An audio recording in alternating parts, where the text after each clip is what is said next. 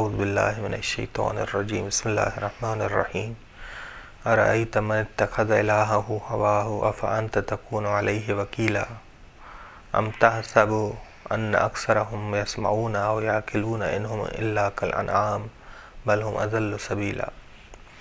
سورہ فرقان آیت نمبر 43، 44، 45 اور 46 کہ ارأیت من اتخذ الہہ ہواہ، بھلا تم خبر دو جس نے اپنی خواہشات کو اپنی ہوا کو اپنا معبود بنا لیا، جس نے بنا لیا اپنا معبود اپنی خواہشات کو۔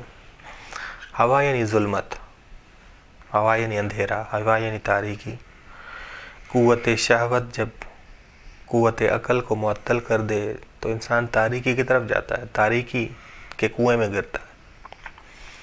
بس خواہشات نفسانی کی پیروی کو انسان معبود بنا دے، ہوائے نفس کو معبود بنانا یعنی خواہشات کو، قوت شہوت کی اطاعت کرنا، بس ہر چیز کی اطاعت اس کی عبادت ہے، اس کی عبادت ہے، ٹھیک۔ افانت تکون علیہ وکیلا، تو کیا تم اس پر وکیل اور ضامن ہو، یعنی ان کے امور کی تم سرپرستی نہیں کرو گے، تم ضامن نہیں بنو گے، تم ان کو مجبور کر کے ہدایت نہیں کر سکتے، کیونکہ وہ تاریکی کے کنویں میں گرے ہیں، انہوں نے خود تاریکی کو چنا ہے، بس انہوں نے ظلمت کو خود چنا ہے۔ ام تحسب ان اکثرہم یحسبون، کیا تم خیال کرتے ہو کہ ان میں سے اکثر حق سنتے ہیں، یسمعون حق سنتے ہیں، یعقلون عقل رکھتے ہیں۔ اگر حق سنتے، عقل رکھتے تو حق کی پیروی کرتے، کیونکہ عقل وادار کرتی ہے کہ حق کی پیروی کی جائے۔ انہم الا کالانعام، نہیں وہ مگر چوپائے، نہ وہ حق سمجھتے ہیں نہ وہ حق قبول کرتے ہیں، چوپائے ہیں، صرف آوازیں سنتے ہیں، لفظ اور معنی کو درک نہیں کرتے، صرف آوازیں سنتے ہیں، صرف وہ آوازیں سنتے ہیں، لفظ اور معنی کو کہ اس نے فلاں لفظ بولا، فلاں لفظ کا یہ معنی ہے، ٹھیک۔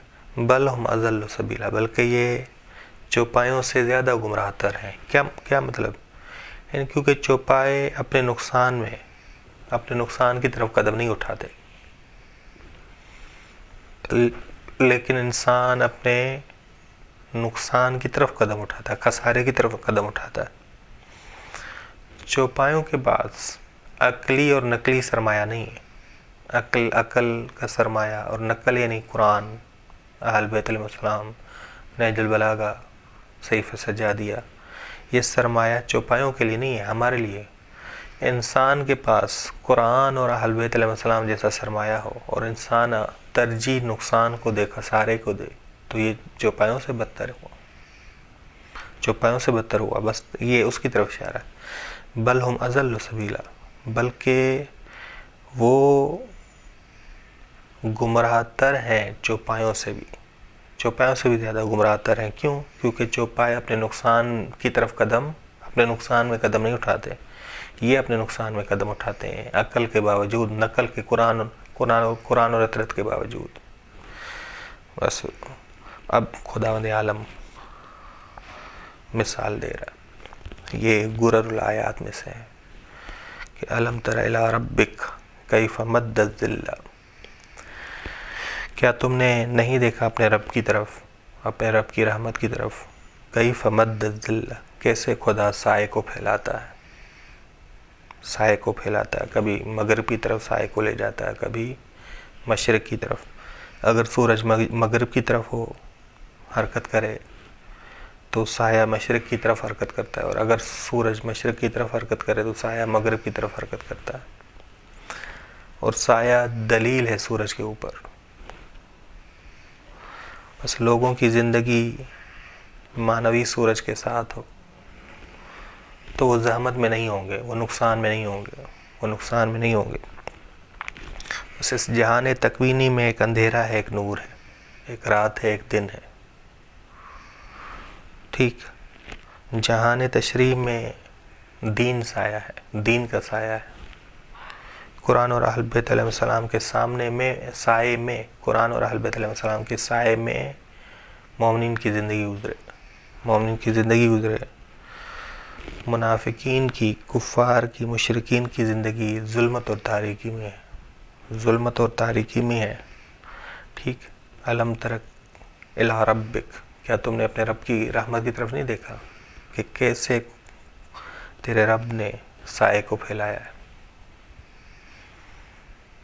بس جہان تشریح میں قرآن اور اہل بیت یہ سورج ہے، ان کے سائے میں زندگی گزارنی ہے. دین سایہ ہے ہمارا، دین سایہ ہے ہمارا.